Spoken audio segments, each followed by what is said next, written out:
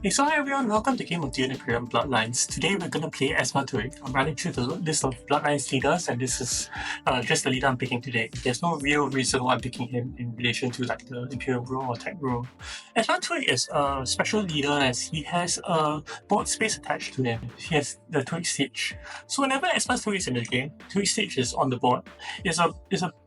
It's a place where you can send a yellow triangle and has you can either draw a card or get a spice, and also spice will accumulate there as it's also a maker space. If you visit the Twig Siege, you get one Solari, and if your opponents visit it, you get one intrigue, and both are pretty good. So there's a lot of like tabletop normally when Esmar Tuek is in the game. So also with your ring, right, you're able to place a bonus spice onto Twig Siege, or you're able to take a bonus spice from any maker space on the board. So you can from a deep desert, a Haga basin, you can remove the spice from there and add it into your own. You can smuggle it away. So let's play Esmar Tuek. Let's see how this game goes.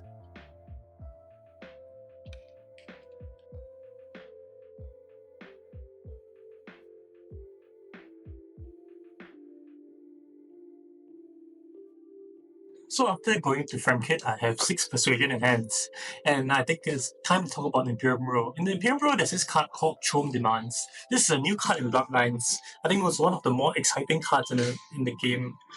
Whenever you play this card, you can complete one of your contracts. Means that you can pick up a contract that round and complete it as an immediately, regardless of whatever the requirements is. And finally, when you have completed four or more contracts, you can trash this card. And if you do trash it, you can get one of each influence, which is really powerful. So I think with 6 Persuasion, what I'm going to do is that I'm going to just early review for this card. It's really powerful and I think it's very fun to play with. So let's just do it.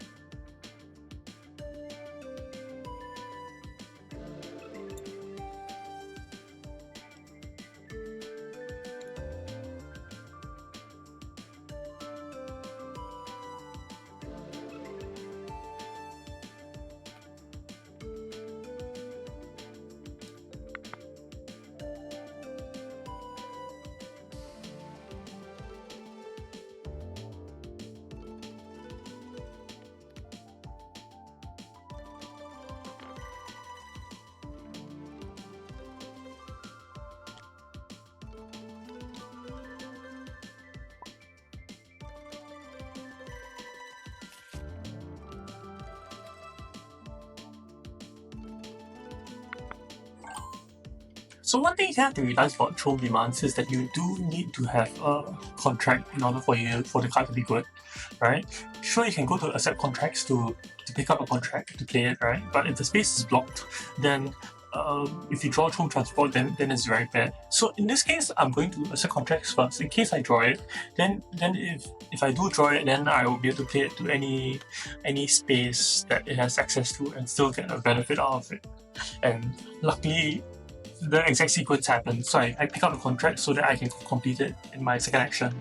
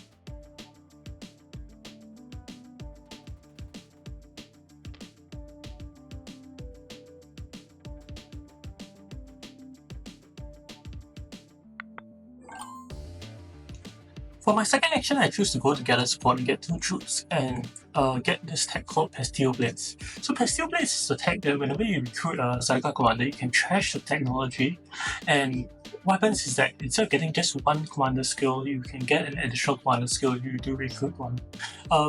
You can recruit it by either spending 2 Solari to pick one up from the board or to pick it up from your supply as well. So you get it from your supply, you don't get an additional technology, but you do get additional skill. So this tech is pretty good. I think one of the highlights of this tech is that when you purchase it, you get 4 Solari immediately, which means you can buy a Sarduakarr Commander immediately. I want to refill my garrison, and I do want to see what green does for this combat as well. I don't really want to play against a highliner, but it's a very good combat win for me and not as great for him.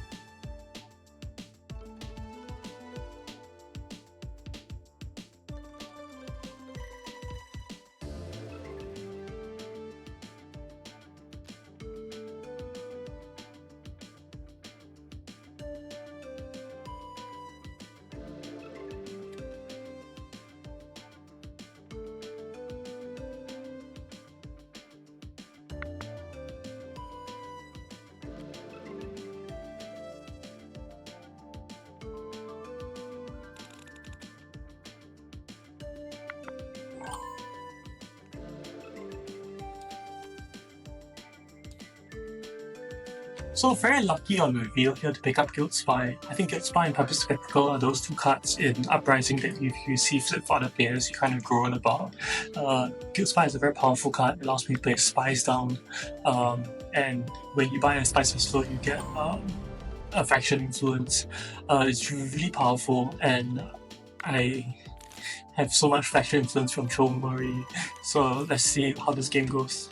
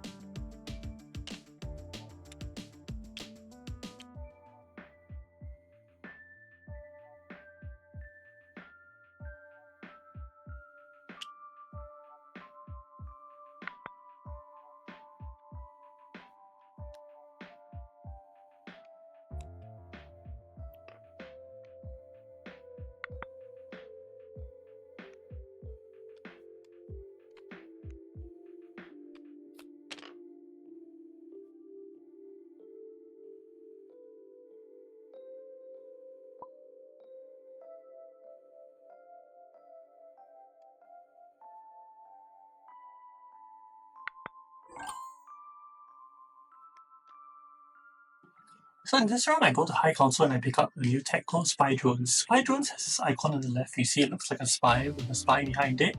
So these spies are spies with deep cover. That's the official name for it. So what these spies can do is that these spies can go to observation posts that already have spies on them. So if you look at like the Emperor and Spacing, there are already spies there, but I'm able to place spies there on top of like other spies. So this turns my guild spy, which was previously blocked, right, into one that covers 3 faction spaces, which becomes really strong.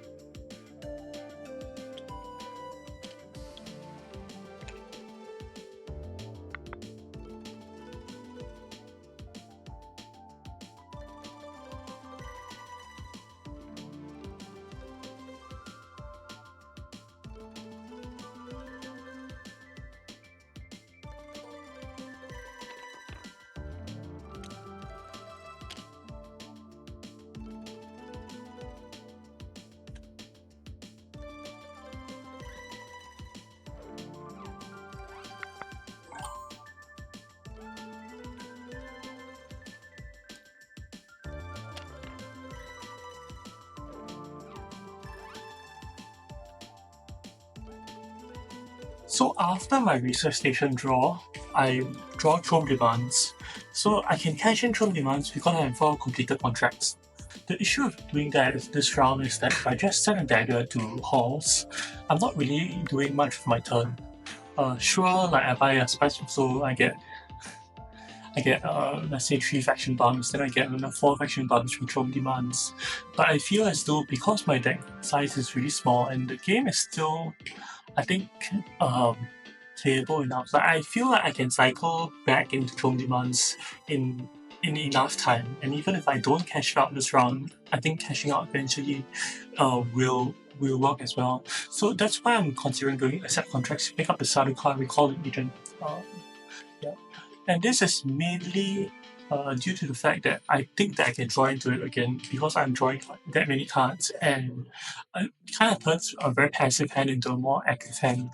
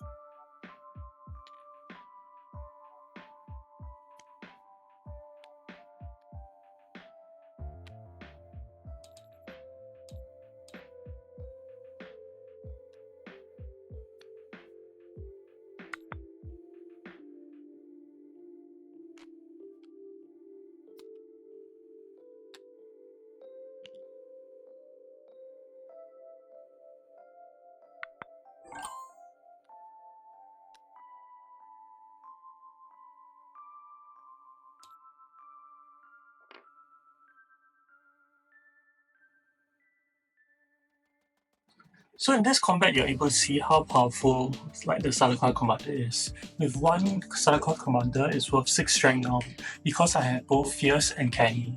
So these add 2 strength each if the conditions are fulfilled. So now my Sarduakarr Commander is worth 6, and with 3 troops, I'm at 10. With 1 Dragon Hand, I'm at 11, and that's just beating everyone on the table. I don't even need to put in more troops.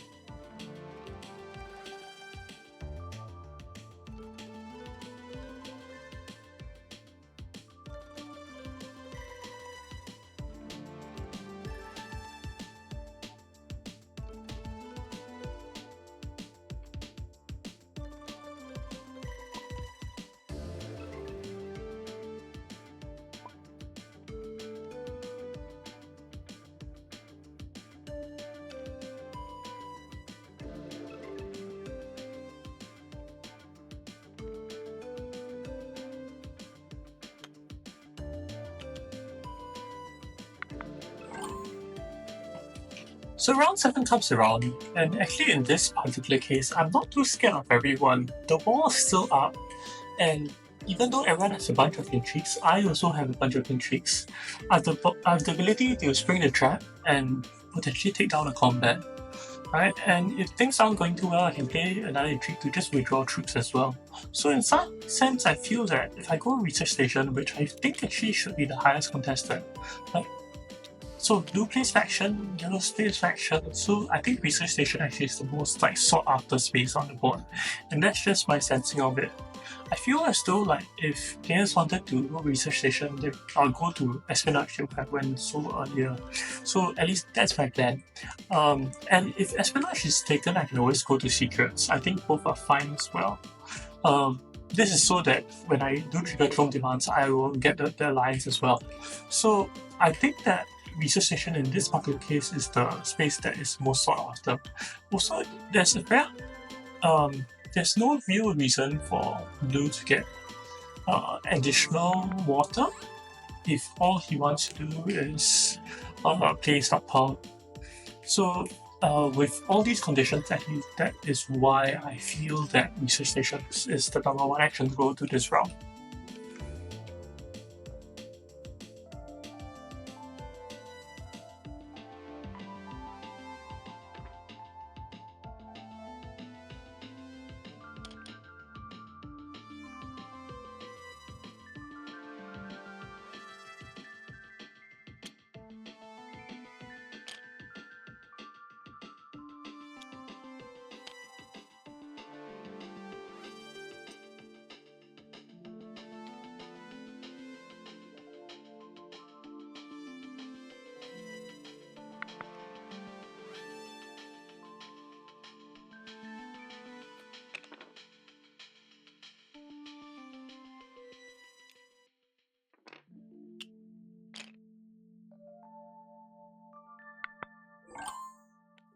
So in this round, I'm still playing to my win condition. Okay, my win condition is to get a bunch of points, and I can get a bunch of points through various monostomians. Sure, I cannot get the Emperor Alliance anymore, but I think like Benny and Fremen are fair game.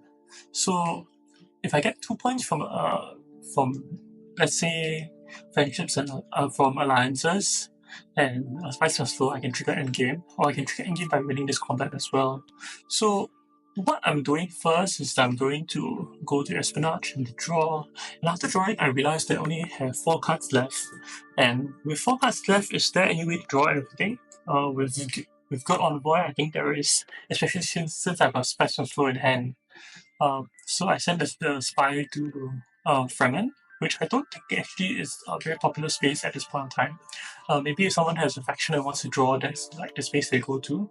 But if not, I can draw 3 and hope for the best as well. So either case, I think it is pretty good. Yeah, so I sent the spy to Fremen.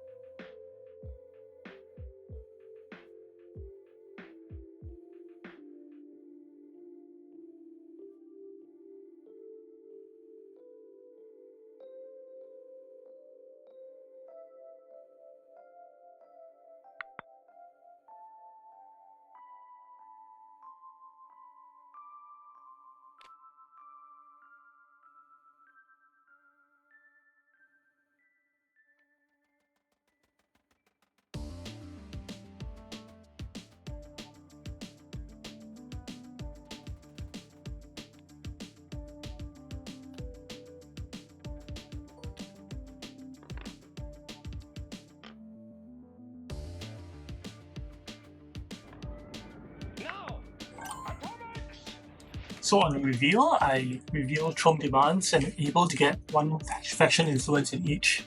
In addition, also Guild Spy Trigger, so I get additional influence in Emperor and Spacing. But at this point in time, all I really need is these two alliances. That puts me to 10 points with Spice and Slow, and I don't really care about the combat outcome too much.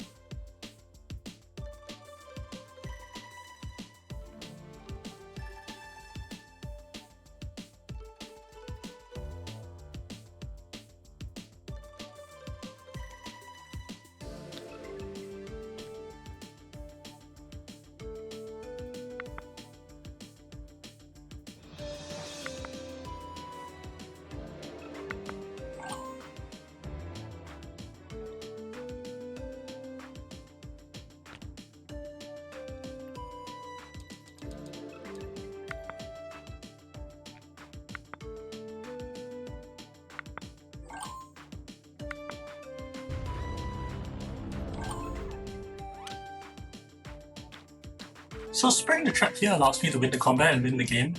I think even if I don't win the combat, I think it should be fine. Yellow would have got 2 points and would be at 9 points. Yeah, so I win the combat, win the game, and I think this game showcases the power of Choam Demands. Like, Choam Demands is one of those cards which is incredibly flexible, gets you a ton of resources, and gets faction points at the end.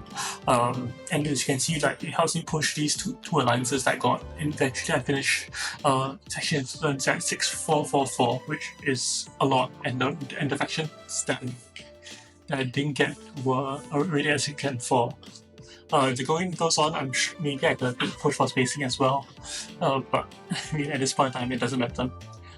Yes, I think there are two very lucky moments in this game. One is to draw Spring Trap, and the other is to be able to buy Guild Spy.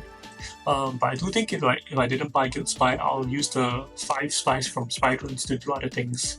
But you can see that Guild Spy also has tools now, allows you to put like spies into places where like normally it will get blocked.